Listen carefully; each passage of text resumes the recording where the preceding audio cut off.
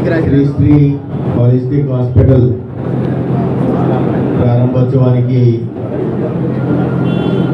ప్రారంభోత్సవ సందర్భంగా చేసిన పొద్దుటూరు నియోజకవర్గం గౌరవ శాసనసభ్యులు పెద్దలు నంద్యాల వరదరాజరెడ్డి గారు, యాజమాన్యం డాక్టర్ రామచంద్రారెడ్డి గారు, వారి మిత్ర బృందానికి, అదేవిధంగా భారతీయ జనతా పార్టీ జిల్లా అధ్యక్షులు సోదరుడు విశ్వభూషణ్ రెడ్డి గారికి, ఈ ప్రారంభోత్సవానికి విచ్చేసిన పట్టణ ప్రముఖులందరికీ కూడా నమస్కారం. ముందుగా ఇప్పటికే 500 పడకల ఆసుపత్రులు ఆంధ్రప్రదేశ్లో కానీ తెలంగాణ రాష్ట్రంలో కానీ 6 చోట్ల వివిధ ఆసుపత్రుల్లో 100 పడకల ఆసుపత్రులు నడుపుతూ విశేష సేవలు అందిస్తూ ఇవాళ 6వ హాస్పిటల్గా పొద్దుటూరు పట్టణంలో ఈ శ్రీ హాలిస్టిక్ హాస్పిటల్ ప్రారంభిస్తున్న సందర్భంగా డాక్టర్ రామచంద్రారెడ్డి గారికి, వారి ఇతర డాక్టర్ల మిత్ర బృందానికి ప్రత్యేకంగా శుభాకాంక్షలు తెలియజేస్తున్నారు. ఇవాళ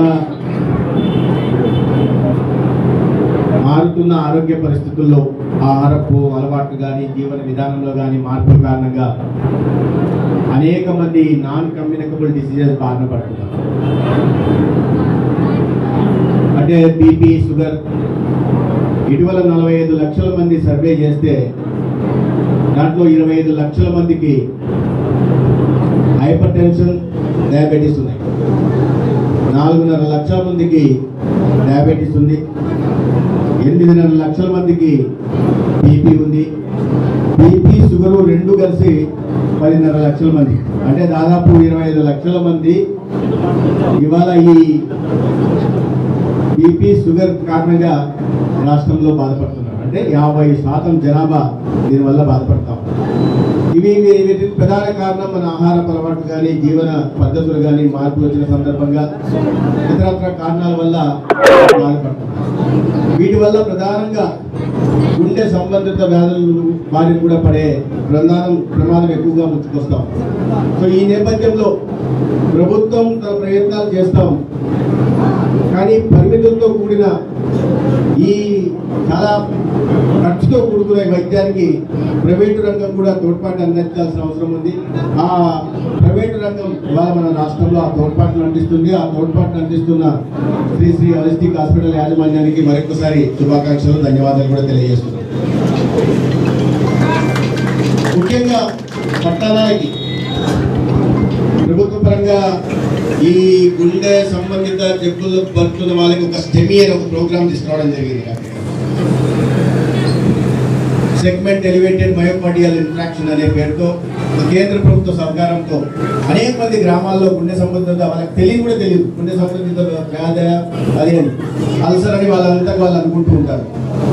కాబట్టి గ్రామాల్లో దాన్ని నిర్లక్ష్యం చేయడం, తర్వాత పూర్తిగా ముంచుకొచ్చిన తర్వాత ప్రాణాలు కోల్పోవడం, ఈ సమస్యలు జరుగుతున్న నేపథ్యంలో ఈ మనం ఆంధ్రప్రదేశ్లో ప్రతి గ్రామానికి విలేజ్ హెల్త్ క్లినిక్, అదేవిధంగా 12 ప్రైమరీ హెల్త్ సెంటర్లు ఉన్న నేపథ్యంలో ఈ గుండె సంబంధితం ఏదైనా నొప్పి వస్తుంది, గుండె నొప్పి వస్తుంది అంటే అక్కడికి సంబంధించిన పిఎస్సికి వెళ్తే మెడికల్ ఆఫీసర్ చూసి దాని తర్వాత నిజంగానే ఈ గుండె సంబంధిత వ్యాధి తెలుస్తుంది మెడికల్ ఆఫీసర్కి, తర్వాత సిఎస్సికి పంపడం జరిగింది. సిఎస్సిలో టెస్ట్ చేసిన తర్వాత నిజంగానే అల్సర్ అయితే దానికి సంబంధించిన మంది ఇచ్చి ఇంటికి పంపిస్తారు. గుండె సంబంధిత జబ్బు అయితే పెద్ద ఆసుపత్రికి పోయి సర్జరీ చేసుకునేదాకా వాళ్ళు ప్రైవేట్ ఆసుపత్రికో లేదా జీజీహెచ్కో లేదా డిస్ట్రిక్ట్ హాస్పిటల్కి వెళ్ళి అవకాశం ఉన్న చోట సర్జరీకి అవకాశం ఉన్న చోట సర్జరీ చేసుకునే దాకా వాళ్ళకి ప్రమాదం ఉంటుంది. కాబట్టి వెంటనే టెనెక్టాప్లేజ్ అని ఒక ఇంజెక్షన్ ఇచ్చేసి ఆ బ్లాక్స్ ఏమన్నా వస్తే ఆ బ్లాక్స్ తొలగించే ప్రయత్నం చేస్తున్నారు. దాని మీద ఒక్కొక్క ఇంజెక్షన్ మీద రాష్ట్ర ప్రభుత్వం, కేంద్ర ప్రభుత్వ సహకారంతో 45,000 ఖర్చు చేస్తుంది. ప్రతి సిహెచ్సి సెంటర్లో ఆ ఇంజక్షన్లను పెట్టడం జరుగుతుంది. ఎవరికైనా ఈ ఇబ్బంది వస్తే వెంటనే అక్కడికి వెళ్ళాలా, చూపించుకోవాలా, ఇంజక్షన్ తీసుకొని తర్వాత తదుపరి ఏమైనా బైపాస్ చేయాల్సిన అవసరం ఉందా, ఇతరత్ర ఓపెన్ హార్ట్ సర్జరీ చేయాల్సిన అవసరం ఉందా అక్కడ డాక్టర్లు నిర్ణయిస్తారు. దానికి అనుగుణంగా ప్రజలు దీనికి కొద్దిగా అవగాహన కల్పించుకొని ఈ గుండె సంబంధిత జబ్బుల బారిన పడకుండా, పడినా కూడా వాటికి తగిన జాగ్రత్తలు తీసుకుని ప్రాణాలు కోల్పోకుండా కుటుంబ సభ్యులు కూడా జాగ్రత్త వహించాల్సిన అవసరం ఉంది. అందుకే ప్రభుత్వం వైపు నుంచి ప్రభుత్వం తన వంతు ఈ ప్రయత్నాలు చేస్తూ ఉంది. ప్రైవేట్ రంగంలో కూడా ఈ రకంగా ముందుకు వచ్చి ఇప్పుడే చూసి వచ్చాను, క్యాథలాబ్ కూడా ఉంది. ఆ ప్రభుత్వ రంగంలో టీచింగ్ హాస్పిటల్స్ 11 టీచింగ్ హాస్పిటల్స్ ఉంటే 11 టీచింగ్ హాస్పిటల్స్ లో కేవలం 6 టీచింగ్ హాస్పిటల్స్ లోనే క్యాథలాబ్లు ఉన్నాయి.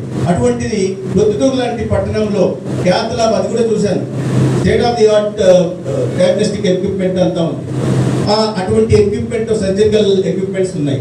అటువంటి ఎక్విప్మెంట్ చిన్న పట్టణంలో తీసుకొచ్చి ఈ ప్రాంతంలో ప్రజలకి ఈ కార్డియాలజీలో, న్యూరాలజీలో, క్రిటికల్ కేర్లో, ఆర్థోలో వీటిలో విశేష సేవలు అందించాలనే లక్ష్యంతో ముందుకు వచ్చినందుకు ప్రొద్దుటూరు పట్టణవాసుల తరఫున నేను వారికి ధన్యవాదాలు తెలియజేస్తున్నా. అయితే నేను విషయంలో చిన్నది చెప్పదలుచుకున్నా. ప్రొద్దుటూరు చాలా మంది రైతులు వ్యవసాయం మీద ఆధారపడిన వాళ్ళు, చిన్న పట్టణం, పేదరికం ఎక్కువ ఉన్న పట్టణం.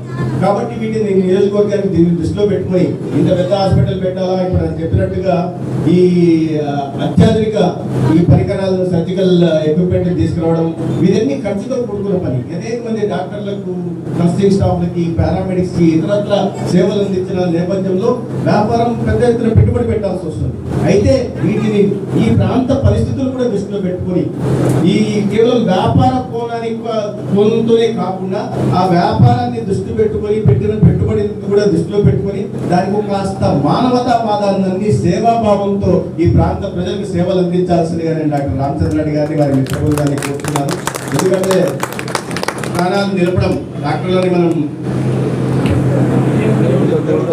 వైద్యో నారాయణ హరి అంటారు, అంటే దేవుడితో సమానంగా చూస్తారు. కాబట్టి ప్రాణాలను నిలిపే, ప్రాణం పోసేవాడు భగవంతుడు అయితే ప్రాణం నిలిపే వాళ్ళు వైద్యులు. కాబట్టి మీరు మరీ కాస్త, నేను ఇప్పుడే వరదలాడి గారు చెప్పారు, దినదినాభివృద్ధి చెందాలని, హాస్పిటల్ దినదినాభివృద్ధి చెందాలంటే రోగులు ఎక్కువగా రావాలి. కాబట్టి నేను ఆ రకంగా కోరుకోవట్లేదు, కానీ వీటిలో మంచి సేవలు అందించి విశేషంగా ప్రజల మన్ననలు పొందాలని మాత్రం ఖచ్చితంగా కోరుకుంటున్నా. ఈ సందర్భంగా మరొకసారికి డాక్టర్ రామచంద్ర గారికి, మన మిత్ర బృందానికి శుభాకాంక్షలు తెలియజేస్తున్నాను. ధన్యవాదాలు.